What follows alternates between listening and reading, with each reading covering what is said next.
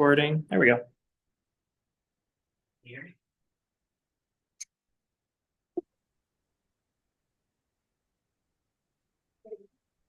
Can you hear me?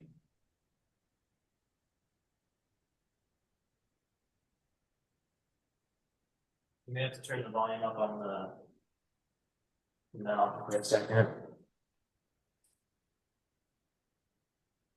How about now? Hey, good afternoon, everybody. Or evening, I guess I should say. Welcome to our spinal workshop tonight. We're going to be covering chiropractic for animals. We've recently been telling a lot of people that I've recently gotten certified in animal chiropractic. So really what that means is we do adjustments on anything with a spine. So from fish, technically, all the way up to giraffes and elephants, depending on our level of speciality, we can adjust anything with the spine once we have that certification. We'll go over a little bit of information on why we adjust animals, what we look for, and then I'll show you a little video that I actually aspire to at one point that I'll be able to adjust this particular animal because it looks amazing. So, what is animal chiropractic? It's not a substitute for veterinary care. I want to especially reference that across the board. I'm not diagnosing anything on the animals with the exception of vertebral subluxations or misalignments of the spine or some of the joints. We're not diagnosing any sort of issues when it comes to inflamed joints, cancers, anything like that. It's purely veterinary medicine. It's not what we do. If a veterinarian decides to become a certified animal veterinary chiropractor, they're allowed to do the veterinary stuff as well as the chiropractic stuff. They just have to decide how they're going to do that. But for a chiropractic standpoint, starting out human chiropractic and being certified with animals, it's a complementary approach for spinal health and alignment. Just like in humans, our goal is to relieve subluxations and restore the brain-body connection. We want that information to go down the spinal cord and come back up. When we have those subluxations, just like in humans, we say if the subluxation comes right here and you feel acid reflux, we check the back. There's information going to the stomach saying, hey, something's up. We need acid, we need something. And then when we adjust, the organ or the body can tell the brain, hey, everything's okay. You don't need that much acid. Same thing with animals. There are certain things that we check for as adjusting chiropractors for animals if they have something that just keeps appearing. One story that my instructor told us is this dog kept having ear infections. Now, if they would treat it, it would go away, but then it would come back. The one thing she did was she checked the neck. She did an adjustment on the neck and then sent him to the veterinarian to clear out the infection in the ear, and then it never came back. I'm not saying that whatever it was needed that additional treatment from the veterinarian or the adjustment cleared everything. Combination of both. So she checked the neck. If there is something that's not connecting properly via the brain and we adjust and everything can better regulate, all the better. But there still has that infection in there that maybe the body couldn't have kicked without the veterinarian's assistance or vice versa. Now we relieve discomfort and pain. We have a lot of animals that are older or some that are athletes, and they need a little bit of assistance with that. So just like humans, chiropractors, we enhance your overall quality of life. Quality of health, quality of life. No matter down from a hamster to giraffe to grandma and grandpa from one day old babies. So human versus animal chiropractic. One caveat that I found extremely interesting, even though I was in the veterinary field for about 9 years as a technician, I totally forgot about this. Humans have 7 cervical vertebrae, dogs have 7 cervical vertebrae, horses have 7 cervical vertebrae, so do giraffes. All of mammals, I won't say 100%, but majority of them have 7 cervical vertebrae. There are some exceptions when it comes to dogs. They get fusions. They're born bad necks with called brachiocephalic breeds, so French bulldogs, pugs, those kind of things. But when we also look at mammals as dolphins, they have a different number, just that's how their body makeup is.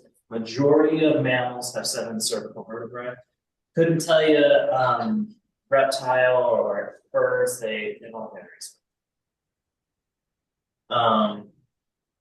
When we look here, thoracic vertebrae versus thoracic. So humans have 12, dogs have 13, horses have 18. And then lumbars, it kind of varies by 1 or 2 as well. So lumbar for a horse is 6, lumbar for a dog is 7, and the lumbar for humans is 5. Sacrum and coccygeal or tailbone varies from horse to dog, human. Human only has, depending on your tailbone, just a couple, and then 4 coccygeal, 5 sacral, so total 33 for humans, 50 to 53, sometimes closer to 60 depending on the dog, for a total on that one, and then horse 54, 52, that's kind of the total. Now, how can we tell that they need adjustments?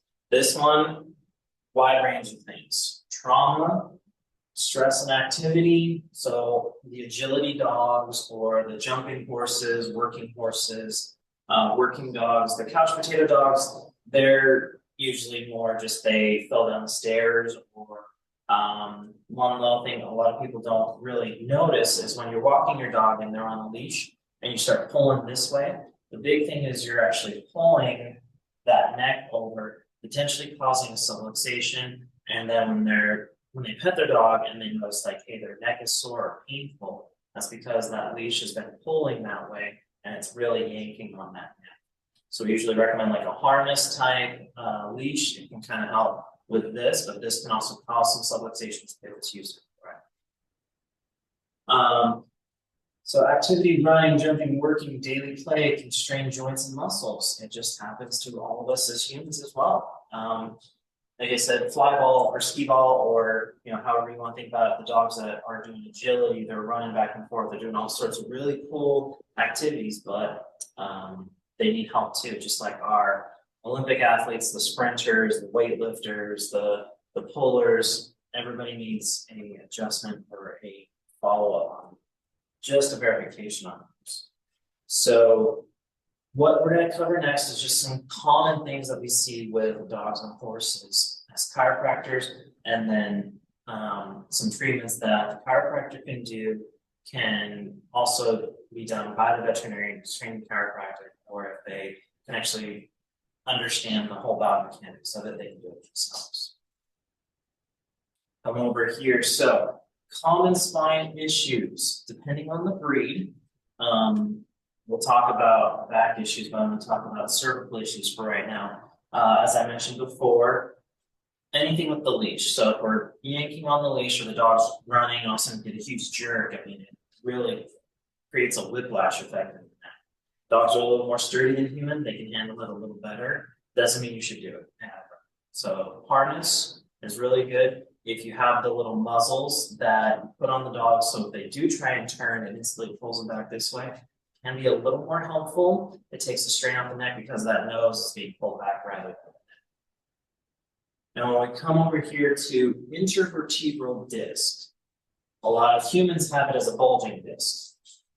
Dachshunds, French bulldogs, a lot of different breeds can have this issue depending on where it's at. Dachshunds, basset hounds, French bulldogs, corgis. I had a corgi. She never had this, but I had her before it was a chiropractor. All it is it's a bulging disc. So everything pushes back here. The difference between us versus the dog is theirs is a flat plane of spinal position. Ours is a vertical, so we have different bends in our spine. So ours can handle a little better than theirs. Now the caveat with this is when it's a dachshund or a basset hound, there are certain things we do as chiropractors, but we do not adjust on that disc.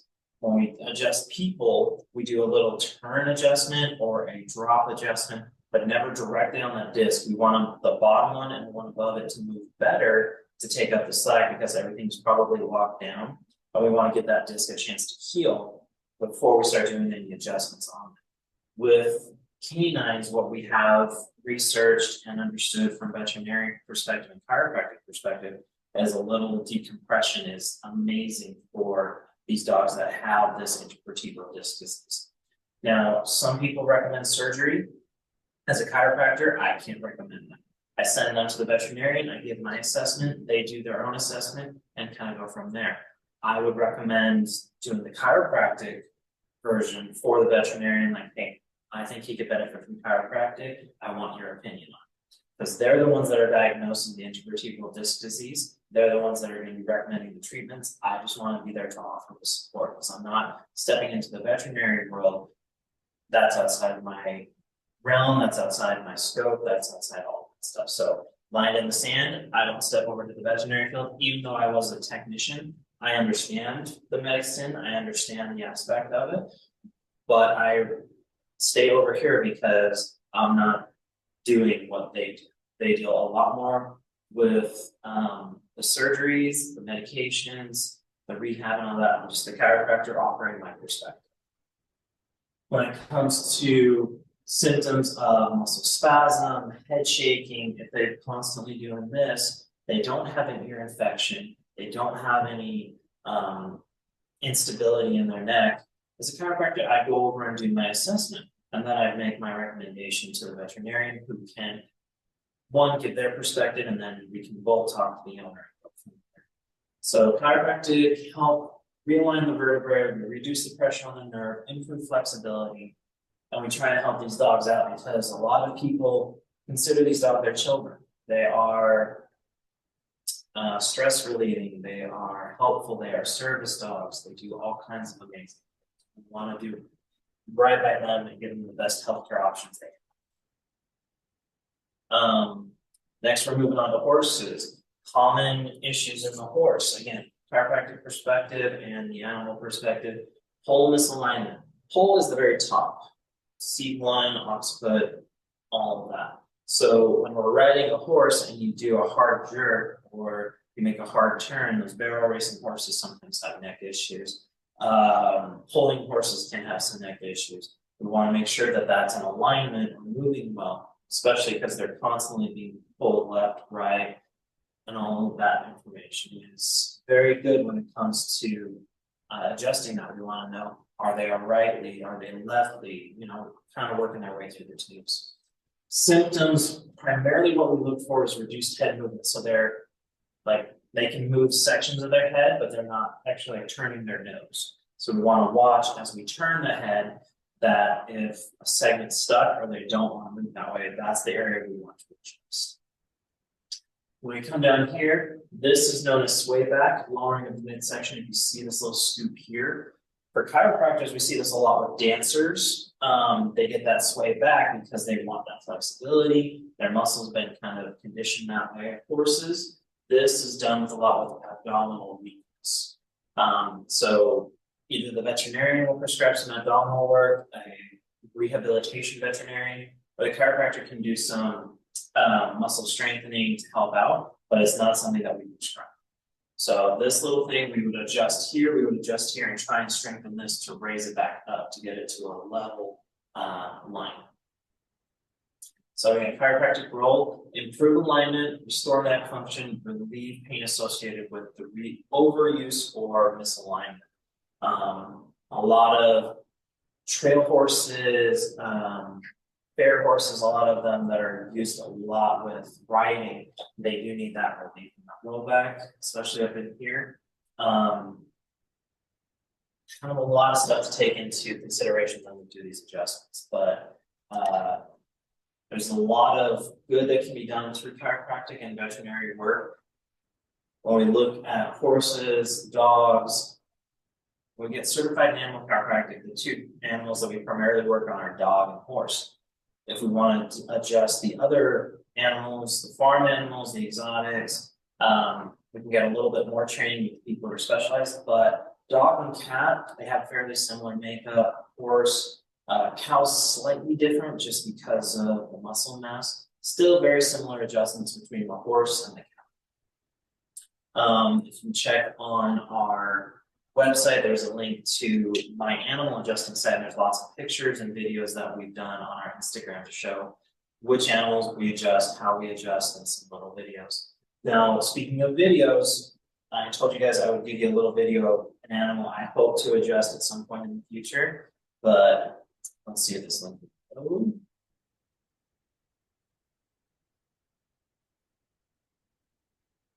It did not. Let's see. Start moving. Oh, here we go. So this is actually a human chiropractor out of Oklahoma. He got certified in animal chiropractic, and the local zoo, with how good he's been, has offered to have him come in and adjust the giraffe that they noticed was having some neck issues. So you can kind of see what he's doing is he's checking the C1, C2, and the pole for the giraffe. He's just feeling which way it's moving, which way it's not appropriately moving. And we do all of these assessments on the horse as well. We check the ears, we check the occiput, we want to do range of motion, turning the head, and then he's just trying to give it some love, saying, hey, I'm here to help. The one caveat that Victoria, who works here, would recommend is emotion work.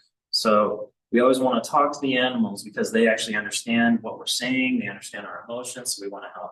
We saw that we did a little TMJ adjustment, just shifting the jaw left to right, feeling how it moves. And then back to Victoria, she does a lot of emotion work with the therapy horses that we work with over at Courage Reins. Because those therapy animals work with a lot of different people. We love working with that group, those horses, those people. There's quite a few things going on. So what he's saying is just, we use this sign as like a vertebrae. It's going to be rotated to the, let's see, so if I'm facing this way, it's going to be rotated to the right. This way is rotated to the left. And then she's going to do a little assessment here just to see and give a little adjustment right there. So he does a little push right here. You can see that little bounce to get that in the right spot. He's working his way down from C1, C2. And now he's checking out occiput. So he's seeing how much or how little that portion moves. And then he's going to give a little pull towards himself just to alleviate the pain of discomfort. I don't know if you can see the eyes on the giraffe, how they're just getting heavier and heavier, and he's just loving on this chiropractor. And that's one way we know we've done a good job, is the animal will actually give us the lean inward, or they'll come up and just love and relax, and their eyes get heavy and they just look comfortable.